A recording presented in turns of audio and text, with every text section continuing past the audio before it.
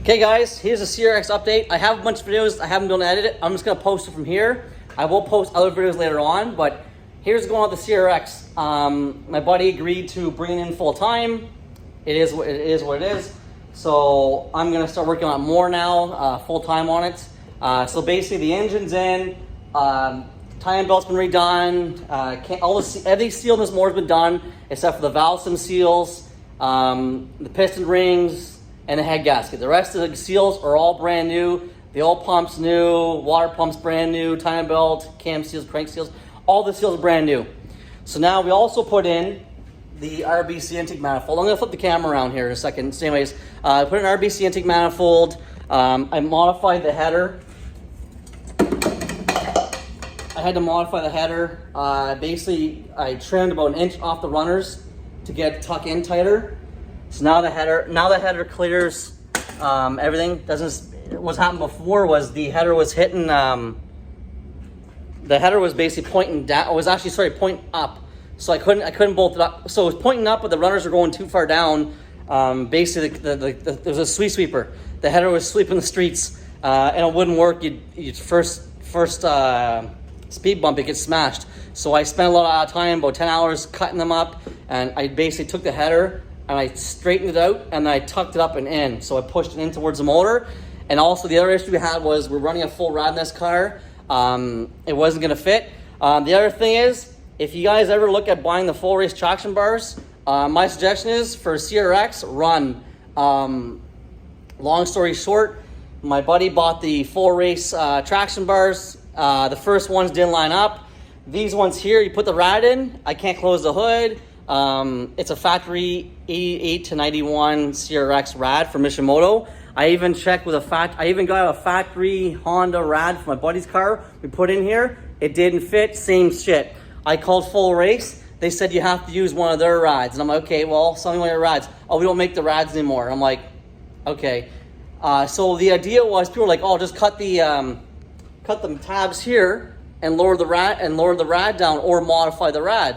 I was like, I don't want my buddy going, say if I'm not available, he goes for a track event out of town or something or anything, goes for a drive somewhere out of town, and the rad gets damaged. He's gonna have to find a fab shop or get it towed all the way back, hundreds of kilometers away to get towed back to get a custom rad made. No, I want him to be able to go to home.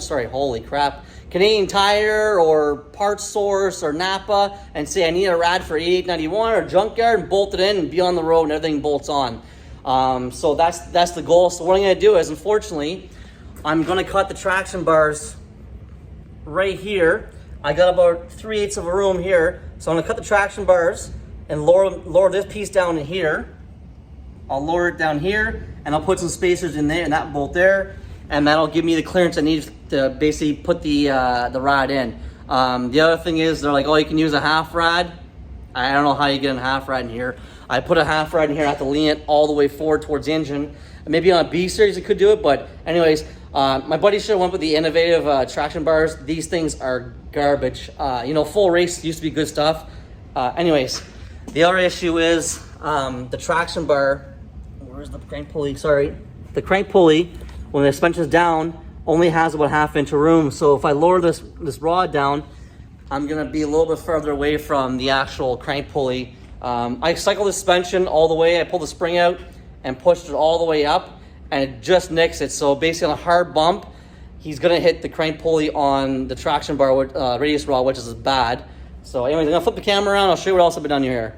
Okay, so I basically took 1 inch of the runner out, and I took a little bit of the top out to tilt the bottom out, because the bottom was basically pointing up, and now it's pointing straight. So basically when I put the 2-to-1 collector, it almost goes straight in the exhaust. Before, it was pointing basically 4 inches up. It was basically coming up into here. It was hitting the oil pan, the angle. So as I straighten that out, I also cut these and trim these out and port matched them. That's done there.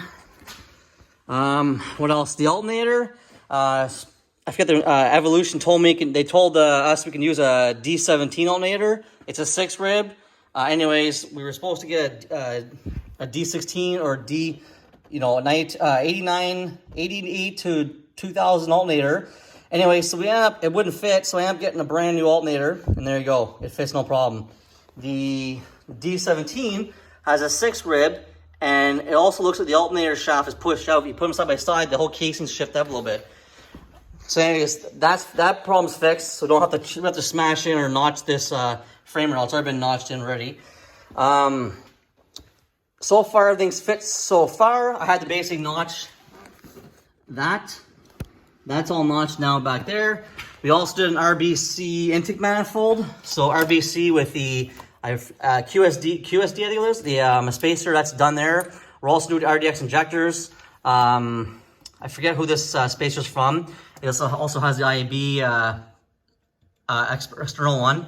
And this is Skunk 2 throttle body. And I gotta do a bunch of porting there to get that port matched. So that there is the Skunk 2 72, I think it is, or what is it? Sorry. 70 mil throttle body, sorry. Yeah, 70 mil. Anyway, so that's done there. Actually, you know what?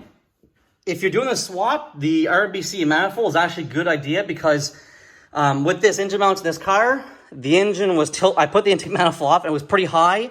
It was getting pretty close to the hood. So this here tucks nice in, which is nice, and it'll add extra power. I heard it was a 6 horsepower gain over the ported out Type R. Don't quote me. Now, the other issue I'm having here, just noticed, this wiring harness must have caught fire or something because the wiring here is burnt all the way in. The battery's in the trunk in this CRX. So the proper way of doing this is to run a forward gauge to your starter wire, and then from your starter wire terminal here, because this is it's an M8 lug, you run your starter wire to your alternator. Your alternator will charge up here, and then go back to your battery. The way they did it was they took 4-gauge power wire from your stereo amp, and they basically put 2 10 gauges here, and they twisted together with tape. So this is a good way of catching fire. So they split it in here in 2. So you got 10 gauge going from here over the engine about 4 or 5 feet. And then you can see the rest of the wiring nightmare. Wires are all twisted together, not even done properly. So I need to recut all those wires and redo them all. I'm not sure what wire this is that burned. I'll look later on. I'm not 100% sure which one it is. But the wire's burnt all the way into the wiring harness there. You can see it right there. My finger's away. There you go. Burnt right into the wiring harness. And then they basically have one wire going to the fuse panel here. And then they have the alternator coming into here. This is an M5 bolt, which will not hold 60 or 80. I think this alternator thing is an 100 amp alternator. I'm not sure the actual, I think it's 90 amp. Don't quote me on that. Anyways, I wouldn't push 60 amps through an M5 bolt. That's not what it's designed to do. I'd rather push the 80 amps through this M8 bolt here. So they basically split in 2. They twisted the wires together here. There's nothing in there. You can just feel it. It's just basically twisted wires. I could probably yank on and rip it apart.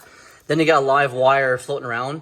They took the factory wire and they just, instead of running a wire all the way to the fuse box here with a terminal, like the terminal end on it, just undo this one. They just twist together, taped it together. So that's a fire waiting to happen. So anyways, so basically, and the other thing is, when I was putting the motor together, the spacer here is about 1/16 too short. So I either got to make a new spacer or I'm going to add a washer. But I got to drop the motor out or I'm going to try to get in place when I can now. I just basically got fed up with, having to modify stuff. So anyways, other than that, the rad fits in here. And I have about a 1/2 inch. I can put my hand between the rad, roughly my hand between the rad and the header. So that's the best I can get it. I couldn't get tucked anymore because down here I'm getting pretty close to the oil pan, like about 3/8 of an inch there, and getting pretty close to the oil pan. I'm gonna base what's gonna happen here is I'm gonna bake the oil pan seal and it's gonna leak there. I don't want that, so I might get this header ceramichromed or ceramic coated over time. Other than that, I'm going to right now. Basically, right now, what's gonna happen right now is the motor's in the car. I'm gonna get that little spacer issue fixed right here. I'll get that fixed. I don't want to pull the motor out of the car again. I'd like to get the axles in the car. Both axles, driver and passenger. The driver's side axle, I have to modify some kind of spacer because with this kit, you have to use the OEM half shaft. You cannot use an aftermarket half shaft. If you do, the shaft is a different size. I believe it's a 38 mil. 38 mil is the aftermarket, and the factory's 39, so it doesn't fit in there. So the 38 mil is too loose in the housing. It fits around. I talked to Evolution. They said you have to use a factory half shaft. Well, here in Canada, all the JDM shops don't want to sell them separately. And I went to a JDM shop here in town, and I grabbed 3 half shafts of the motors, and they were not factory. They were all aftermarket because the hanger bushing goes bad in them. So anyways, so what I have to do is basically the bearing on the Honda bearing, okay, which is specific. Whatever. It's a Honda design bearing. They own the patents to it. This measurements to it. It's thinner. Sorry, it's wider. The aftermarket bearings are actually thinner, so I need to cut a spacer to fit in there so the bearing doesn't walk in the housing. That'll be in my other videos. I'll post the videos afterwards, but people have been asking what's going on with this car, so I thought I'd update. So basically right now I'm going to get it all done, shift all that stuff in the car, match the exhaust up, get it so that it's basically almost ready to run. Then I'm going to go into the wiring. I like wiring. I've been doing Honda swaps now for 23, 24 years now. I had a JDM CRX back in the day. Anyways, I've been doing it for a long time. The wiring is pretty much, I'm really good. I'm pretty good at it. My biggest issue is I just hate when people start cutting into harnesses and, don't do anything properly. I could probably just, see? It was twisted together. That's the kind of shit that, that's how fires begin, guys. Don't be doing that. Solder your shit and heat shrink it and make sure it's strong. This is garbage. This is backyard DIY stuff. And then I found an extra black wire here. I have no clue where it goes. It's a power wire that's been, here, I'll show you here. Twisted together, look at that. That's a fire waiting to happen. That's a major no-no. They just put lots of tape on it. Oh yeah, tape will make it safe. Yeah, look at that. No connector, nothing there. Just wires twist together. That's just 12 volts coming off the battery somewhere. I don't know why they had 12 volts coming here. Probably for some neon glow. I don't know whatever they have in this car. But anyways, the other issue I'm having is some of the rad hoses aren't working out because the Preludes, the H22 uses a bigger rad hose. So I have to pick up some B series hose. And I think I'm going to use, I have the Prelude hose right here. This is the Prelude hose right here. And I am grabbing some 92 to 93 GSR hose. I think this was the one here. I think it was straight. I think this is the one I'm going to use. Yeah, it's a little bit tighter on here, but it actually fits on the rad, I believe. I don't remember. I'll probably post my next video, but we'll see here. No, I think it's the same size. Yeah, the D series, sorry. The D series and B and H use the same size rad hoses. The D series uses a smaller one. So I'm gonna try to shove it on. I'm gonna try to shove on a D series rad hose. Reason for that is I'm going back to the old rad issue. If I cut the rad and put on bigger fittings on it, that's great and all. But here's the issue: if he decides if he needs a rad replacement, he's gonna have to put a hose in some MacGyver or something. So we're trying to keep some of the parts OEM so we can kind of make it work because he wants to go track this thing and daily drive it out of town and some stuff. But we'll see. I'll talk to him and hopefully they'll keep it. I'm pretty sure that those hoses should be able to supply enough water with a full rad. It should be able to keep this motor cool. I know some guys have said the half rads, they run kind of warm. Here in Canada, up in Ontario, we have a lot of humidity, and today it's super hot out and humid. And you jump in your car, and within a minute or two of driving, you're already 180 degrees. The humidity just, anyways. So anyways, that's the update on the CRX. I'll have something else, an update on it in a couple days. It's gonna be in here for 2 days. I'm gonna try to get as much done as I can in 2 days. Anyways, and then I will post the other videos of me. I had to weld the block. It was grinded down on. Actually, you know what? I'm gonna put the car up real quick, and I'll show you underneath real quick. Got the car up here, raised up here. It's a lot of fluffy things sitting outside. Yeah, it's 105 degrees out today. It's supposed to be 108 tomorrow degrees, plus the humidex. Or I think it's with the humidex, I'm not sure. But anyways, so let me flip the camera around and show you what else I'm working on here. Someone, I don't know what happened here. Someone just needed a bolt and they just jammed it in there. And yeah, I'm not sure what happened there. Anyways, that's not very safe. Anyways, here's the header here. It's about 1/2 inch. I tucked it up as much as I can for the oil pan because you all know the H2B, the engine's tilting forward. So, all these fluffy things here, spider webs everywhere. So basically, the oil pan's actually hanging lower than the header is now. So that's done. What was the other issue? Okay, so the hanger bearing here, so block. So here's all the modifications you gotta do for the Evolution kit. I notched it out. The axle fits in there. I have 1/8 inch of room. I have enough room for expansion, hopefully. The block was cut right here. This was all cut out originally, grinder. They cut this out. So I had to re-weld the block. I re-welded this piece in here. It's hard to see. That was all welded in here, but it was lots of fun. That's all welded up. The hanger bearing, this is what I'll talk about here. The bearing is loose in the hanger bearing, but I wanted all 3 bolts in there. Sorry, the camera's out of focus here. There it goes. I wanted the hanger bearing with all 3 bolts in it, so I fixed that. Also, you don't need to cut off the ear here with the Evolution kit. You don't need to cut off the ear off anymore. So technically, you know, if I could have welded that, but I don't know, that's a lot of work to weld that back in. It's too bad. Unfortunately, would have had an extra support in the block. But you know, guys are making big power. We also lose the Evolution flywheel. The transmission, I had to go in it because there was some bearing damage. So I stripped the whole transmission apart, put a couple new bearings in it. The input shaft seal was also pissing out. The shifter seal was pissing out also. So basically I took the whole transmission apart because B-series capable trannies are getting harder and harder to get to. So basically I was able to rebuild this one, get where it's going, and everything has brand new seals in it. And also you remember this seal here, you can't change this seal unless you take the transmission off the engine because the bearing, there's no room. You see here, there's no room. The shaft is there tight. It almost hits. I need to basically cut a shim for this.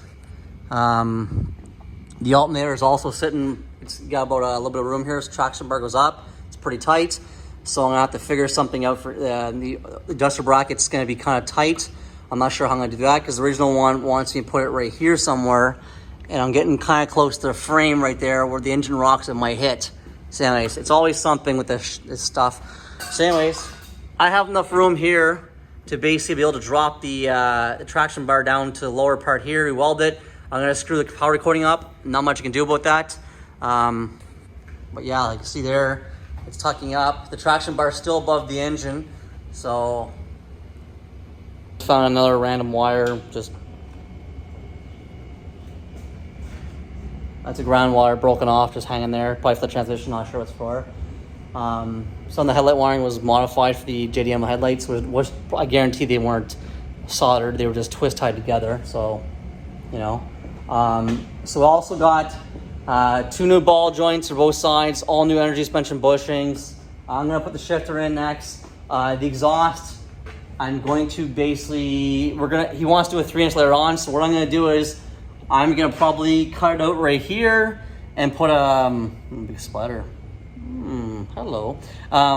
So cut it right here.